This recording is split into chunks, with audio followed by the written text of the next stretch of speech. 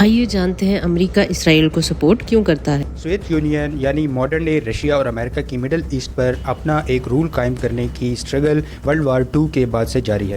اس سلسلے میں ایران میں محمد مصدق جیسے عوامی نمائندے کو نکالا گیا، پھر 1973 میں ایجپٹ اور سیریا کی جوائنٹ وینچر کو کرش کرنے کے لیے امریکہ اسرائیل کو سپورٹ کرتا ہے، اور دوسری طرف ایجپٹ اور سیریا کو سوویت یونین کی حمایت حاصل تھی۔ اب اسرائیل مڈل ایسٹ میں سوویت یونین کی ڈومیننس کے لیے بھی خطرہ تھا، لہٰذا امریکہ کے لیے ضروری تھا کہ وہ اسرائیل کو مکمل سپورٹ کرے، جس طرح جو بائیڈن نے اپنی ایک سپیچ میں کہا تھا کہ ہم اسرائیل ایز اے کنٹری اس کو اگر نہ بھی سپورٹ کریں تو ہمیں ایک اسرائیل جیسی فورس کی ضرورت ہے تاکہ ہم امریکن انٹرسٹ کو خطے میں قائم رکھ سکیں۔ Whether or not in Israel, the United States of America would have to invent an Israel to protect her interest in the region.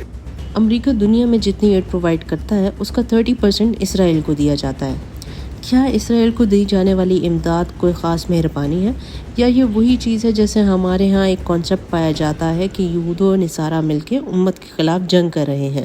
میں نہیں سمجھتا کہ اسرائیل کو دی جانے والی مدد کوئی مہربانی ہے امریکہ کی۔ پرانے زمانے میں جنگوں میں کرائے کے فوجی رکھے جاتے تھے جنہیں مرسنریز بولتے ہیں، جیسے بیزنٹائن امپائر کرائے کے فوجی رکھتی تھی۔ یہاں پہ جو سچویشن ہے اس میں مین پاور اسرائیل کی یوز ہو رہی ہے، جیسے اب ایران اور اسرائیل کی ریسنٹ اسکلیشن میں جو لوگ مر رہے ہیں وہ اسرائیل کے ہیں، امریکہ کے نہیں۔ بٹ انٹرسٹ یہاں پہ امریکہ کا بھی سیف ہو رہا ہے۔ یہ نہیں ہے کہ امریکی مدد کوئی گفٹ ہے، بلکہ ان رسپانس اسرائیل کا بلڈ سپل ہو رہا ہے۔ امریکہ اپنے سٹیزنز کو پروٹیکٹ کرنا اولین ترجیح رکھتا ہے، جیسے حوثیز سے پیس ڈیل یمن میں کر لی گئی، اور اس ڈیل میں اسرائیل پارٹ نہیں ہے، اور جو امریکہ کا شہری حماس نے پکڑا ہوا تھا وہ امریکی صدر ڈائریکٹ حماس سے بات کر کے چھڑوا لیتے ہیں۔ اب last part of the question کہ یہ یہود و نصارہ کی مسلمانوں کے خلاف سازش ہے، اس کو دو طرح سے دیکھا جا رہا ہے۔ فرسٹ، جو لبرل سوچ رکھنے والے اینالسٹ ہیں وہ ریلیجن والے پارٹ کو بالکل ہی آؤٹ آف دی ایکویشن رکھتے ہیں۔ ان کا کہنا ہے کہ مقصد صرف مسلمانوں کو مٹانا ہے، تو عرب ممالک کے ساتھ ویسٹرن ممالک کے تعلقات اچھے کیوں ہیں، ابراہم ایکارڈ کیوں کیا گیا تھا، اور ویتنام میں بھی امریکہ نے تباہی مچائی تھی، وہاں تو مسلمان میجورٹی نہیں تھی۔ تو یہ ایک سطحی سوچ ہے، اور وہ اس کو ایکسٹریمسٹ سوچ بھی کہتے ہیں۔ سیکنڈ، جو مذہبی سوچ رکھنے والے لوگ ہیں وہ اس کو مکمل طور پر یہود و نصارہ کی مسلمانوں کے خلاف جنگ قرار دیتے ہیں۔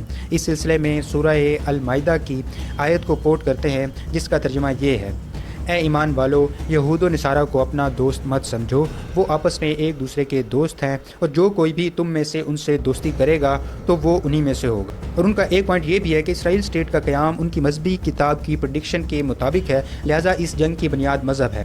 جبکہ اس کے جواب میں لبرل یا سیکولر لوگوں کا یہ خیال ہے کہ مذہبی کتاب کو اس لیے امریکہ اور برطانیہ کی طرف سے اسرائیل کی بیس بنایا گیا تاکہ وہ اسرائیل کے لوگوں کو موٹیویٹ رکھ سکیں اپنے دنیاوی مقاصد حاصل کرنے کے لیے، اور اسرائیل کے لوگ کولونیل پاور ٹول کے بجائے اپنے آپ کو مذہب کے محافظ سمجھیں اور کسی بھی طرح کے حالات میں اپنی جان دینے سے نہ کترائیں۔ یہی وجہ ہے کہ اسرائیل اپنے آپ کو ایک سیکولر اسٹیٹ کے بجائے جوئش اسٹیٹ قرار دیتا ہے، اور اس میں ان کے اسپانسر کا بھی فائدہ ہے۔